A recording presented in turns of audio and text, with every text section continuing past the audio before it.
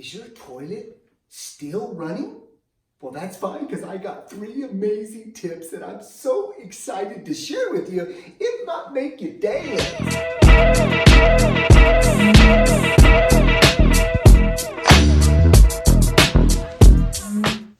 Oh, sorry guys. Let's get right to it.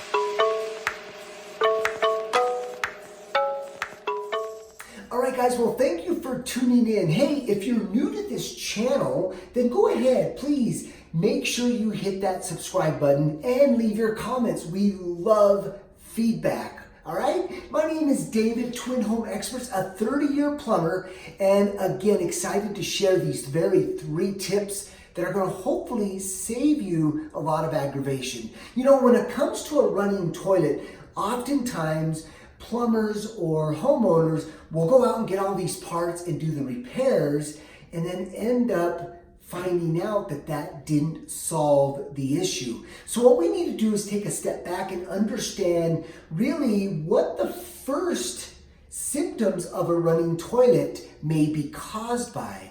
And that is going to be water pressure.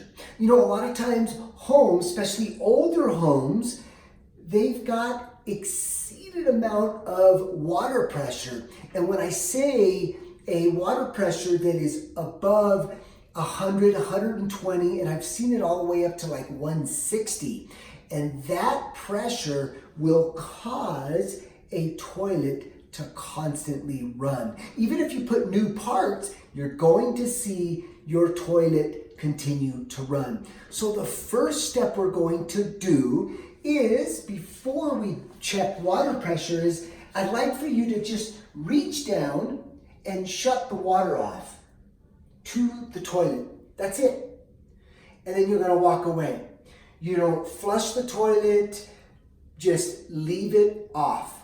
Now, the second step is let's go outside and check water pressure. So I wanted to give you a visual of what that looks like and how to perform a proper water test. All right, folks, so you notice I'm right here by a hose bib. This hose bib here must be coming out of the wall because typically a hose bib that comes from the wall is tied to the domestic water system. So once you determine that your hose bib is connected to the domestic water, you're going to need some channel locks and a water gauge. And what you're going to do is screw the water gauge onto the hose bib like this,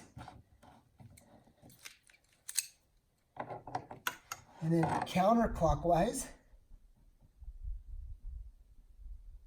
All right, as you can see, we've got 0 there. Now you want to make sure that no one is inside the home using any water, okay? Because you won't get a proper reading.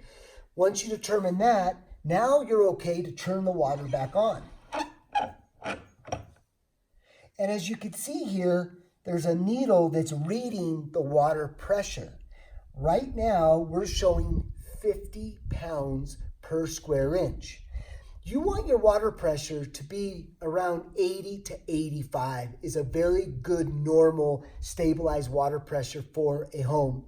Now, if this gauge was reading or exceeding 100, 120, even I've seen them up to 150, it's going to cause a toilet to leak. Now, if you do determine that your water pressure is exceeding that 100 pounds per square inch, then guess what? You want to focus on replacing your pressure regulator, because if you do, typically that will solve your leaking water or running toilet issue. Guaranteed. Let's get right back to the toilet. All right, folks, well, here we are in step number 3. So now that you know what your water pressure is, it'll give you now peace of mind to move forward to the next step. Now, remember when I had you shut the water off, I did that for a reason. And the reason why is because this is going to detect if the flapper itself is actually holding water.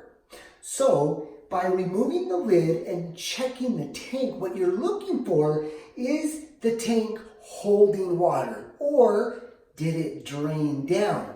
If it drained down, what does that mean? Well, that rubber flapper that seals the water and holds the water in the tank, that is a sign that the flapper itself is bad. So come a little closer so I can show you what I'm talking about. All right, folks, so we're looking down inside of an empty tank here. Again, when the tank is empty, that is an indication that this guy right here, which is called your flapper, a lot of times these are made of all rubber, and you're going to see a lot of warping around the edges here. And you're going to have to replace it. One of the things that I recommend is just taking it off of these ears here. This is called a flush valve right here.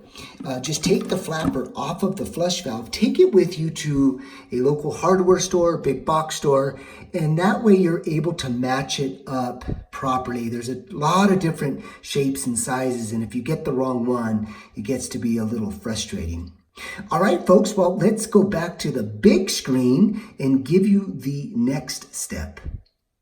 All right, guys, well, hopefully those very important steps helped you out in determining if your toilet is an actual toilet issue or a water pressure issue or a flapper issue.